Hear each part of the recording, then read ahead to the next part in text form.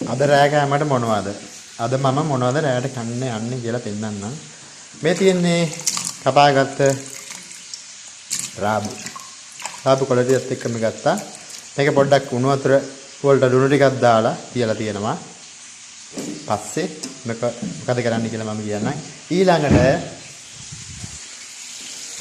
මෙන්න දින චිකන්.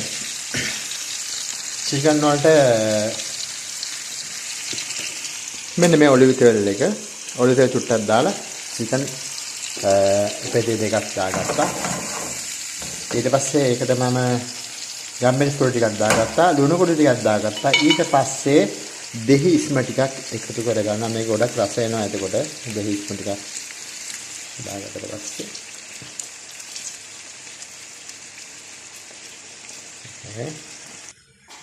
ඊළඟට මම කරන්නේ මේ රාබු එක මෙහෙම ටිකක් තම්බ ගන්නවා.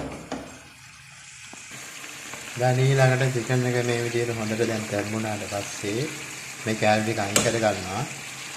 මේ තියෙන සෝස් එක ඒකට අර තම්බගත්ත රාබු ටික දානවා අපි. දැන් මේ තම්බගත්ත රාබු ටික මෙන්න දානවා. මෙන්න රාබු එක ලෑස්ති. ඊළඟට නිවිතිය ටිකක් මේ විදිහට ඔලිව් ඔයිල් ටිකක් දාලා ඒකත් මේ විදිහට අපි ටිකක් මදකින්නේ උයා ගන්නවා. ඊට පස්සේ අපි චිකන් ටික නිවිතියකට එකතු කර ගන්නවා.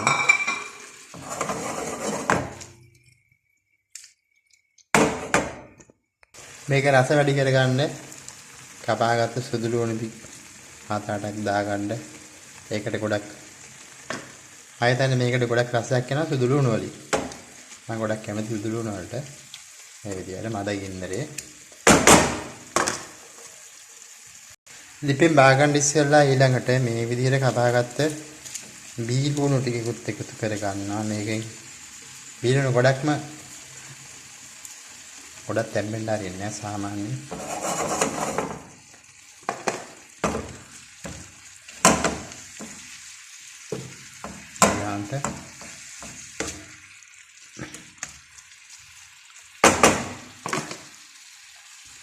තව ඔලිව් තෙල් ටිකක් දැම්මත් හොඳයි.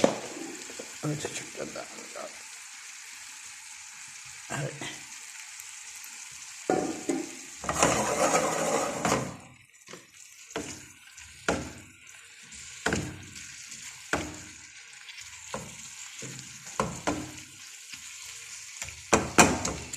ඒක හරි.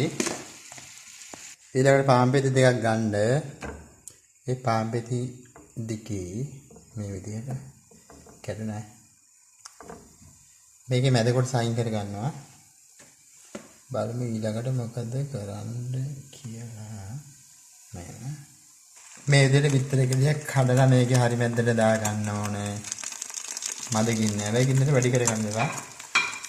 ගින්නට වැඩි වුණොත් මේක ගන්න අමාරුයි. මම කැමති ඉන්න ගම්මිරි කුඩු ටිකක් දා ගන්නවා. ගම්මිරි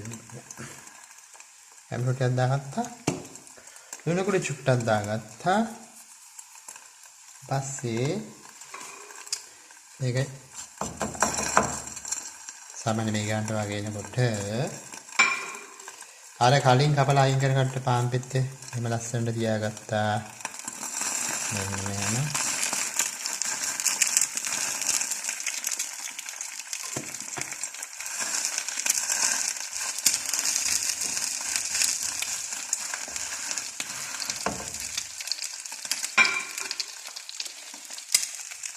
ඊළඟට තව පාන් පෙත්තක් කර ගන්නවා. මේ විදිහට තියා ගන්නවා.